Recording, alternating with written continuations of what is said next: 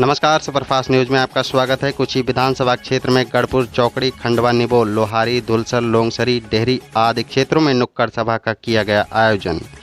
जी हां, आदिवासी स्वाभिमान यात्रा आदिवासी समुदाय की आवाज़ को उठाने के लिए निकाली जा रही इस यात्रा का मकसद आदिवासी समाज पर हो रहे अमानवीय अत्याचारों, आदिवासी समाज को भारतीय संविधान द्वारा दिए गए अधिकारों का हनन और जल, जंगल, जमीन आदि समाज से छीनकर आदिवासी समाज की पहचान खत्म करने की कोशिशों का शांतिपूर्ण विरोध स्वाभिमान यात्रा के रूप में किया जा रहा है। फिलहाल सुपरफास्ट न्यूज के लिए देखिए संवाददाता सुजान पटेल की रिपोर्ट।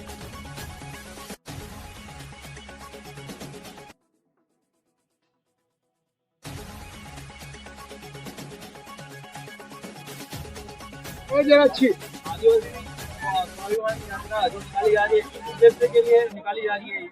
देखिए, मध्य प्रदेश में सबसे ज्यादा आदिवासी, पूरे देश में भी सबसे ज्यादा आदिवासियों पर अत्याचार मध्य प्रदेश में हो रहा है और यही कारण है कि हमें मैदान में उतरना पड़ा, सड़क पर उतरना पड़ा। लगातार आदिवासियों की लड़ाई कांग्रेस पूरी ताकत से लड़ रही है, चाहे मणिपुर कांड हो, चाहे सीधी कांड हो जहां हमारे आदिवासियों पर पेशाब कर दी जाती है, चाहे सिवनी कांड हो, चाहे हमारा नीमच कांड हो। इन सब कांडों में किसी का नाम आता है तो भाजपा के लोगों का नाम आता है और सरकार उनको बचाने में लगी है। ऐसे समय में सरकार के विरोध में समाज पूरी तरह से आंदोलित हो रहा है। हमारे को कमलनाथ जी ने निर्देश दिया कि मैं रामू टेकाम और चंद्रा सरोवर जी पूरे मध्य प्रदेश में 2200 किलोमीटर तय कर 36 विधानसभा होते हुए 18 जिलों से होते हुए सीधी से झाबुआ तक पहुंचे और रास्ते में सभी आदिवासियों का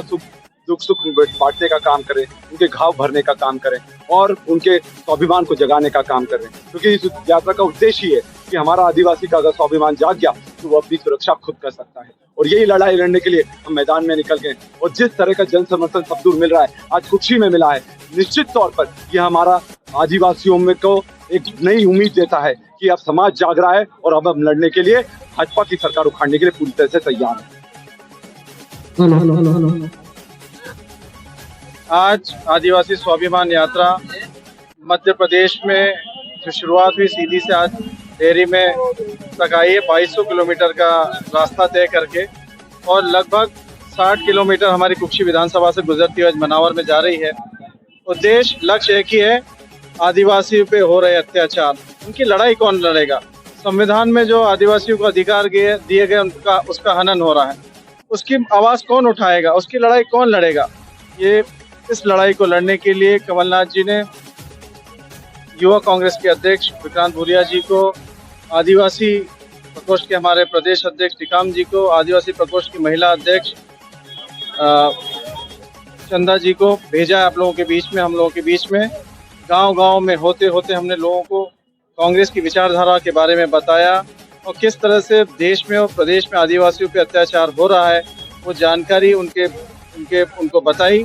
और आह्वान किया कि आप अकेले नहीं हैं, पूरी कांग्रेस पार्टी, पूरा कांग्रेस परिवार आपके साथ में है, आपकी हर लड़ाई लड़ेगा और मध्य प्रदेश में भाजपा सरकार को